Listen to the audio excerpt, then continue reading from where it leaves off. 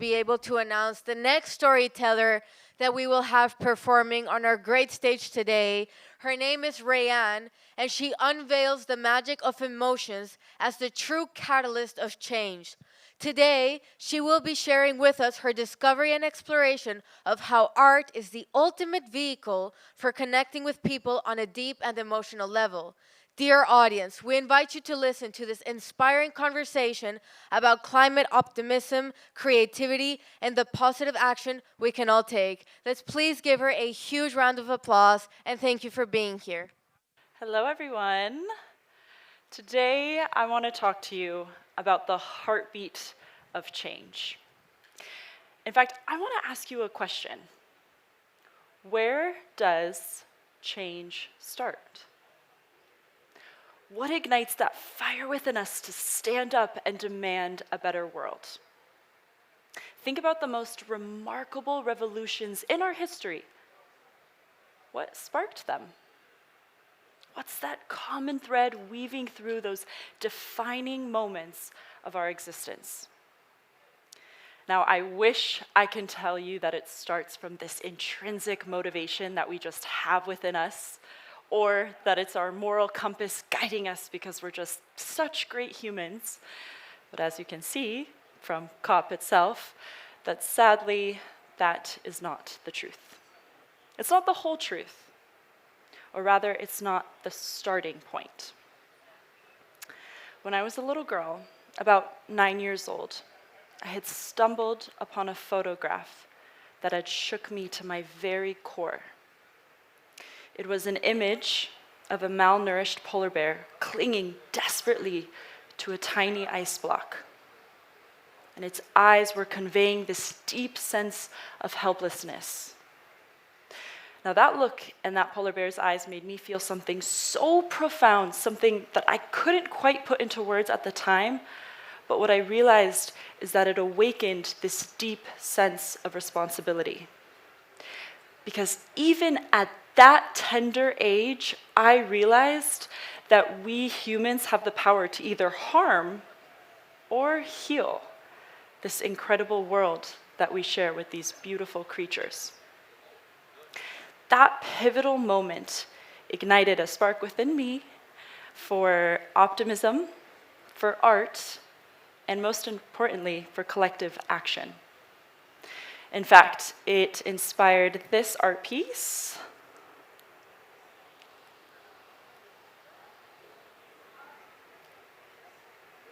That I co-created with an artist in Indonesia, made out of plastic water bottles with a project with 4Ocean.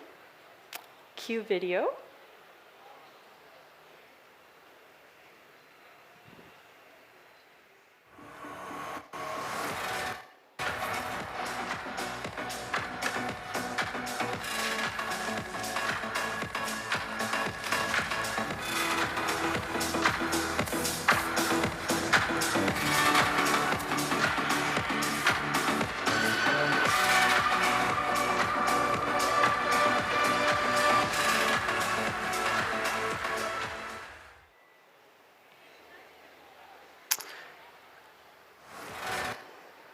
Now, it was the emotional connection to that original photograph that shaped the trajectory of my life's mission and my career today. From starting a business that upcycled food waste into cookies, diverting thousands of pounds of food from ending up into our landfills, to now creating art that inspires us to reimagine our plastic consumption. But it was that original photograph that started it all for me. Well, it was the emotions that that photograph evoked within me. So now, I'm going to pose the question to you once again. Hint, hint. What is the very birthplace, the epicenter of change? It's emotions. Emotions are the catalysts that move our world.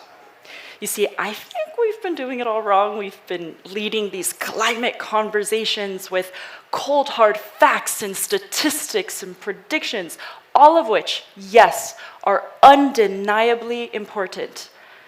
But let me tell you, that is not where revolutions begin.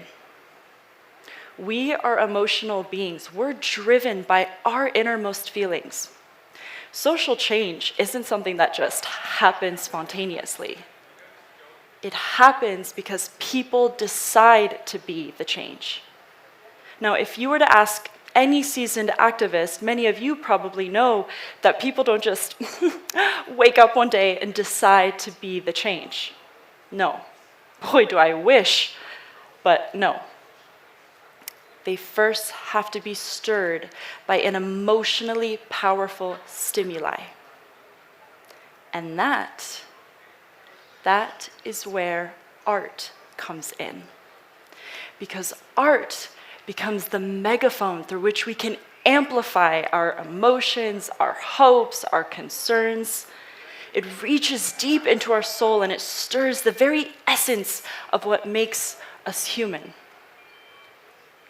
And when we create art that touches upon the climate crisis, we're not just presenting facts and figures, we are creating that emotional connection. Now, imagine a stunning landscape painting of a lush, green, pristine forest, side by side with the graphic reality of deforestation. Now, this isn't just a visual representation. This is an emotional journey.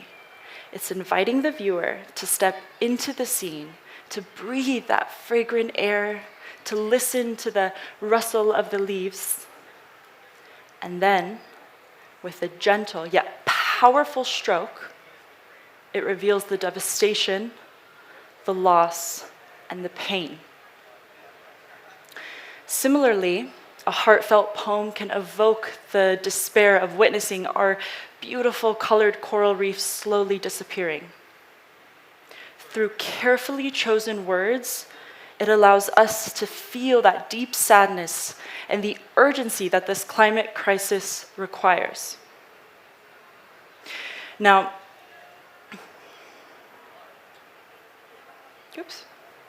let me paint a picture for you of modern-day Indonesia, where the current generation is teaching the next generation that where we put our trash is directly into the ocean. Cue video. That's okay, I can do it without. It's essentially just a video of all of the trash in Indonesia, me walking on the beach. And it is getting so bad that the water is completely contaminated with fecal runoff, old boat oil, and toxic plastic trash. And if any of you have had the opportunity to travel to Indonesia, you know it's one of the most beautiful, breathtaking places. And last year, I had the opportunity to actually work there, and in this small little remote islands in the Mentawais, that are known for the most iconic surfing in the world. It's one of the top tourist destinations.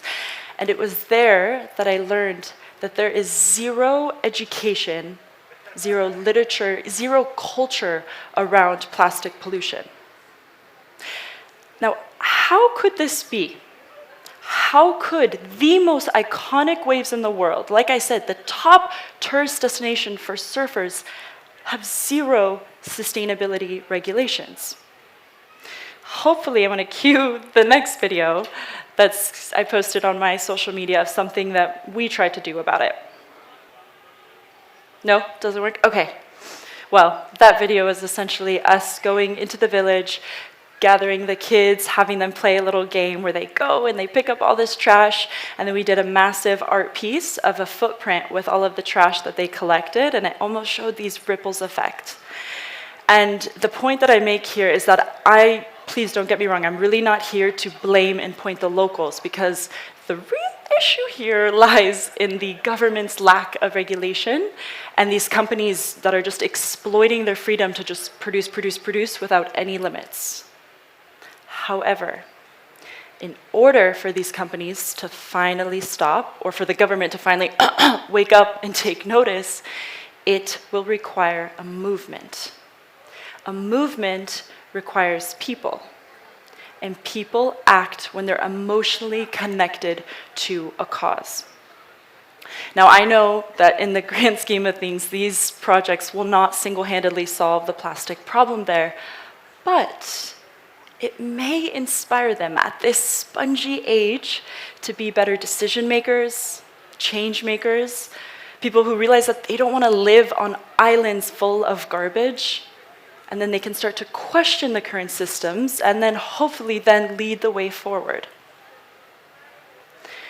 Now, so in essence, art becomes the thread that stitches our emotions to the fabric of the climate crisis. Art can awaken empathy, it can trigger introspection, and it fosters this shared sense of responsibility as that original photograph did for me. Now, we may have heard the saying, different strokes for different folks, and interpret that as you will, but what that truly sums up is the essence of what we're talking about today. Different strokes indeed resonate with different folks. And that is why it is so important for you to harness your creative energy, your emotions, your hopes, your style, and transform it into art. So whether you use a pen, a paintbrush, a pencil, it really doesn't matter. What matters is that people are moved by different things. When you witness a breathtaking photograph of a polar bear stranded on shrinking ice, or you listen to a haunting melody evoking the pain of a vanishing forest, or you see the desperation of a family fleeing a climate-induced disaster, you're not just consuming art. You're experiencing a profound connection to the earth, and that connection compels you to act. Artists like Banksy and Bordallo are proving that art isn't just a form of entertainment. It's a weapon of mass inspiration. It's a call to action that echoes across the globe. So, as we sit here today, remember that you too have something within you that can move this world. You have something that could change the mind of a 9-year-old girl, some kiddos in Indonesia, and could ignite the climate revolution that our planet so desperately needs.